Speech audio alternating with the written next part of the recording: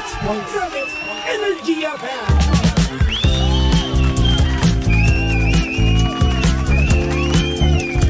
Same, pero iba dito sa 106.7 Energy FM Pangga. Huwag mo sabihing radyo, sabihin mo... Good morning Luzon, Visayas at Mindanao, Metro and Mega Manila. At syempre good morning din sa napakaganda, napaka-sexy DJ Lindsay. Good morning. Good morning, baby Toby. Na-miss kita. I miss you too. Oh my goodness. At syempre dahil nga naman napakabait ko, DJ Lindsay, dito ko talaga to ibibigay talaga eh. Anak mo. Eto yung mo, ube jam mo. My gosh, thank you so Ayan ha, tumutupad po ako sa usapan. Talagang hindi ko talaga to binigay sa kanya, no? Ngayon ko talaga ibibigay. Grabe ka naman. Para may proof Kaya na napakabait kong tao, di ba? Grabe. Ayan, may isang salita ako, di ba? Oo nga. Alam ba Ayan, dapat thank dalawa you yung so ibibili ko much. sa inyo yan? Hindi, alam kong mahal na to eh. Oo, nagulat Sabihin ko ako. nga sana sa'yo kahit wag na yung brand na to kasi alam kong mahal siya. Nagulat ako nung dapat dalawa. Sabi ko, ate, ako pabili po ako nito ng dalawa. Tapos bumili pa ako ng mga yun. Oo. Umabot ako 1.5. Sorry, nakalimutan ko sabihin, Teka. pero Sabi ko, ate, teka po, bakit po 1.5 yun? mahal na kasi itong Napatanong brand na ako. to. Oo. So ayun, edi isa na lang. Sige Oo. pa ate, isa na lang po. Tumupad po si Toby sa usapan. At least ang mahalaga, tumupad po ako, okay? At alam mo, pinakamagandang part dyan, masaya ka. Oo naman, Diyos ko. Alam mo ba, Ano? nakakaloka. Si Toby talagang masaya rin ako para sa kanya. Uy, maraming salamat sa iyo, DJ Lindsay, ha?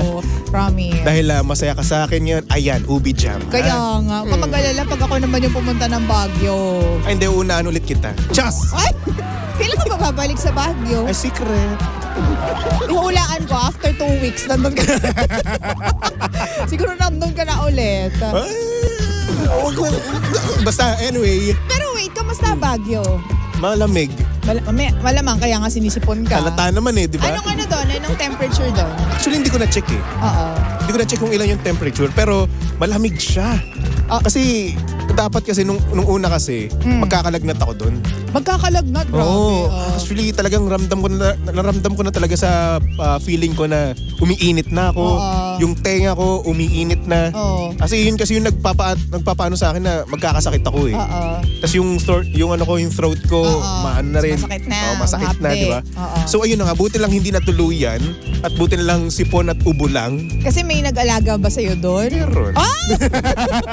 Walang kaabog-abog meron. Grabe naman talaga. Basta ayun na nga, no? Nung time na yun, awa ng Diyos, hindi ako natuluyan na magkasakit at awa ng Diyos, dito na ako sinipon at ubo. Hindi ka Wala kasi doon. nagdadala ng paracetamol lagi. Dapat Ano ba? magdadala ako, kaso nga lang nakalimutan ko. At saka ang dami-dami pwedeng bilihan doon. Dapat bumili ka na lang agad. Tinamad na ako. Dapat may message mo yung mga friends mo doon. Dapat kasi ganito yan. Dapat, siya yung bibili sa akin ng gamot. Just, joke lang. Actually, siya naman talaga yung gamot mo, di ba? Joke lang, kayo naman. Wala po, good boy po si Baby Toby. Oo. Talagang lang may ako. sakit lang talaga. Masaya ako para sa kanya. Maraming salamat. Kasi nag-message siya sa akin, sabi niya kinikilig daw Uy, siya. ano kinikilig dyan? Ay, hindi ba? Sorry. Wala akong sinasabing ganun. Hindi ka kinikilig. Basta masaya lang yung puso mo. Grabe to. Pero masaya yung puso mo. Masaya naman ako. Masaya naman Bakit talaga may ako. naman? Sabi ko masaya naman talaga ako. Hindi naman yung okay. ibig sabihin nun na ano. Ano ba? Okay. Pinapabago yung sinasabi ko. Pero kailan ka di ba, Baguio? So, sabi mo last week, di ba, mag-elyo ka. Nag-elyo na rin ako. Nag-elyo ka na rin. So, hindi ka pa babalik ulit. Hindi pa. Hindi pa ulit. Wala pa tayong datong, Brad. Basta, Baguio lang ulit.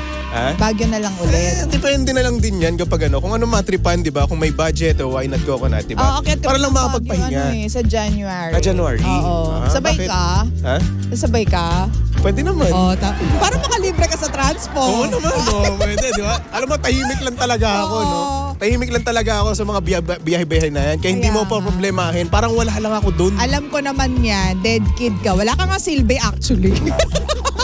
Alam mo, nung nag-elyo kami, nag-ano nga kami, nagsasakyan nga kami. Alam mo, napakatahimik ko nun. Wait, pumunta kayo ng LU ng public transport or sasakyan. exclusive? Okay. Private car. Yun na nga, nag-ano nga kami, no? Nagsasakyan nga kami. Brad, throughout the travel time, tahimik ako. Hindi naman nakakapagtaka ka yun, Toby. Wala sa lahat nahihiya kasi ako sa mga kasama ko eh. Sa bagay, syempre, bagong Diba? mukha. Oo, so ako nahihiya ako, di ba? At syempre, since passenger princess ako doon. Nakakayamot tong passenger. Passenger princess. Diba? Oo. So yun, pati na yung mag-Google Map, nakakalimutan ko. Oo. So yun yung mga ano, di ba? Nakakahiya kang kasama. Wala kang ambag sa lipunan, Toby. Sorry na naman, hindi kasi ako sanay. Di ba nga, gaya na sabi ko sa'yo, kapag nag-travel tayo, di ba, lalong-lalo nung papunta tayo ng Laguna ba yun? Oo. Ayun, di ba, nagka-Candy Crush lang ako nun. Totoo. Di ba, yun lang ginagawa ko nun. So hindi ako sanay. Oo. Pero meron ka bang kaakbayan or ka-holding hands papuntang La Union? Bakit may ka-holding? Hindi, malay ko ba? Tinatanong ko nga kasi hindi ko Tanungin? alam eh. Oh, bakit? Anyway, DJ Lensay, baka kung ano pang pag-usapan natin to. At syempre, di ba, mo, ano oras na, mag-overtime na naman tayo. Ay, So, bago doon. Lagi naman tayo overtime, Toby. So pag-usapan na natin ang ating sender kanina, no? DJ Lensay. Kanina nga, itong si Justin, yung ating sender, no? Meron daw siyang taong The One na matatawag niya. The One. Justin ba talaga yung pangalan niya? Justin, promise. Hindi. Okay. Ano ba? Lagi na lang sa... Parang yung mga sinasabi, parang may meaning talaga. Alam ko no? kasi Andrew eh. Ay, hindi. Hindi ba? Justin talaga. Pero relate ako. Chos! Sabi ko nga eh. Pero ito na nga. Ito na. Ano ba? Justin. Nawala tuloy ako eh. Panggap tayo na Justin yung pangalan niya kahit Andrew naman talaga. Uy, grabe. Hindi Pakita ba? ko pa sa yung message. Sige na. Ito eh. Sige na, basahin mo na yan. Ang ito eh. Nakakainis to eh. Oo. Nahihari ako dito sa ere. Oo. Anyway, ayun na nga no, DJ Lensay. Ito nga si Justin ay meron daw siyang papanindigan na babae. So ngayon, ang tanong na nga lang ikaw ba, nasabihan ka na ba na paninindigan ka niya? Oo. At natupad ba yon o hindi? Hindi ko pa alam kung tutuparin. Kasi syempre nasa proseso. Engaged na naman ako. So sinabi niya na, ayun, kahit hindi yung exact words na paninindigan kita. Pero syempre, ramdam ko naman. Kasi yun na rin naman yun. Tinanong ko siya once kung sa tingin mo ba maghihiwalay pa tayo, ganyan. Sabi niya, wala akong nararamdaman, di ko naiisip, ganyan. So feeling ko, yun na rin yun. Ibang words lang or ibang term lang. Okay, pero sa tingin mo no, kapag early stages pa lang, panliligaw pa lang, wala pang kayo, pag sinabihan ka ng ganito ng isang tao, maniniwala ka ba agad? Tingin mo, kaya ba nilang back upan yung mga sinabi nila, paninindigan kita, ikaw na yung gusto ko, ikaw na yung the one ko? Feeling ko hindi dapat maniwala agad. Kasi Okay. syempre kapag early stages, lahat naman ng mga mabulaklak na pwede mong sasabihin mo just to get the matamis na oo, Yes. diba? Ganyan. Kasi ikaw bilang gusto mo siya, paniniwalaan mo tuloy yung lahat ng sinasabi niya. Ikaw ba ever nagsabi ka na ng paninindigan kita? Hindi. Never pa. Never. Kasi may mga lalaki na sobrang golden nung word na yan, 'di ba? At yun, may mga lalaki din naman na parang they just give away yung mga ganyang salita without knowing yung true value ng salita, 'di ba? So hindi siya dapat pananiniwalaan agad, girls, kasi minsan kailangan mapatunayan muna, baby Yes, Toby, 'di actually. ba? Bago tayo maniwala dun sa mga salita. Yes. At saka syempre, di ba, kailangan natin back upan yung mga sinasabi natin. Lalong-lalo sa mga lalaki, no? Kaya tayo nasasabihan na, puro lang kayo salita eh. Puro lang kayo sa una eh. Kasi syempre, di ba, sabihin talaga nila na, uy, ikaw na talaga gusto ko. Oo. Hindi na kita papakawalan. Oo. Tapos at the end of the day, ayun, nag-break sila. Naging toxic tong si Guy, di ba? Ako, alam mo, as much as possible, ayoko mag-promise ng mga salita. Oo. Kasi syempre, di ba, what if nga may mga mangyayari, di ba? Tapos kailangan nyo talaga mag-break, di ba? So wala. Kaya ako, kung sasabihin ko man yun sa isang babae, i-make sure ko na siya na talaga dapat. At syempre, kaya niya rin akong panindigan.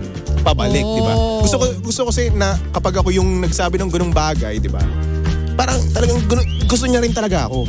Kasi syempre sayang din naman, di ba? What if sasabihin ko sa kanya yun? Since sa akin niya Sa paninindigan kita, napaka big deal talaga sa akin nun, di ba? Kapag sinabi ko yun, siya na talaga dapat. Ngayon, what if hindi pa ako yung para sa kanya talaga? Oo. What if na hindi rin talaga niya ako bet, di ba? What if pang pastime niya lang ako, di ba? So para sa akin, mahirap din naman magsabi agad-agad ng gano'n kahit na nararamdaman mo na yung gano'ng bagay. Pero alam mo, scientifically speaking, baby Toby, sabi nila, you'll know that you found the right one after 72 days. 72 days. 72 days. So roughly mga 3 months, almost 3 months. Ay, wala pa. 'Di ba? Di ba ilang months pa sa 3 Nag-compute pa talaga ako on air. Hindi nga 72, almost 3 months. 3 months. So doon mo malalaman kung bet mo ba siya, it's either in or out siya. So yun, so mag-obserba ka muna before mo i-drop yung mga ganyang salita. So 72 days, ilang araw na ba, BB2B? Ilang araw na ba? Hindi ko nga alam eh. Hindi ko alam. Kasi Lord, diba, baka naman Lord. so hintay tayo ng 72 days para sa mga babae para masabi ninyo na okay siya, sige bet ko siya. Ganyan. Pero syempre naman hindi ibig sabihin nito kapag sinabihan kagad kayo ng isang lalaki na paninindigan kita, hindi na kayo mag-background check ha. Mag-background check muna kayo kasi syempre baka naman talaga nasabi niya rin yan sa ibang tao, di ba? True. At syempre ayun na nga, gaya nga ng ibang tao, naniwala ka rin at na-fall ka rin at ayun, pinaasa ka lang. Aww. Kaya kung ako sa inyo, no, girls, hinay-hinay tayo sa mga nasasabi or hindi naman kaya wag natin basta-basta paniwalaan. True. Yung mga nasasabi ng ibang lalaki, hindi ko nilalahat. Hindi ko nilalahat kasi syempre, meron pa rin mga matitinong lalaki kagaya ni Baby Toby. Talagang for the taas siya ng sarili niyang Yes. bangko. Oo. For the naman. wagayway ng sariling flag. O bakit hindi ba? I wouldn't know. Hindi naman kita jowa. So malalaman ba natin? Pero mabuting tao ka naman. Kaya So yung mga naniniwala sinasabi mo ako sa akin dito after off-air natin, di ba? Baliwala lang yun. na malandi ka. Ay, wow! Hindi kita kapiranoy. Ano na Hindi, ito? joke lang. Pero alam mo si Baby Toby, matinong lalaki yan. Yes. Nagbibiroan lang kami pero matinong lalaki siya. Yes po. Napakabait ko po talaga. As in super duper ultra mega mababait. At saka Baby Toby, i-add up lang natin na yun nga, dapat backed up by anong tawag dito, by yung pruweba na paninindigan ka talaga niya. Kasi baka mamaya sabihin niya lang na paninindigan kita pero hindi naman nagpaparamdam sa'yo. Tama. Paninindigan kita pero pag in times of needs, emergency, hindi mo naman siya mahanap-hanap, mahagip, di ba? Oo. Paninindigan kita pero kapag may malaki kang problema emotionally, hindi mo siya masabihan ng problema mo because occupied siya with something else, mga barkada, Nako. ganyan. So, alam mo, kapag priority ka ng isang tao, ibibigay niya talaga lahat sa'yo. Yes. Laging ikaw yung number one. At yun yung doon ka maniniwala na paninindigan ka talaga niya. Diba? Kasi syempre, napakagandang pakinggan na paninindigan kita. Sarap, diba? Like for example, Lara, panindigan kita. Oo. Ang sarap nung ganun, lalong-lalo na kapag galing pa sa taong gustong-gusto mo talaga. Totoo. Diba? Kaya naman tayo, guys, wag tayo masyado magpaasa at syempre back-upan natin yung mga sinasabi natin, lalong-lalo paninindigan kita. Oo. No? Alam mo, lahat kapag sinabi mo na yan, lahat dapat mo gagawin sa kanya, dapat priority mo siya at kung maghintay ka man ng matagal, okay lang. Kung pahirapan ka man niya, okay lang. Kasi nga, papanindigan mo. Ngayon, back-upan mo na lang, okay? Tama. Diba? Kahit maghintay ka ng matagal.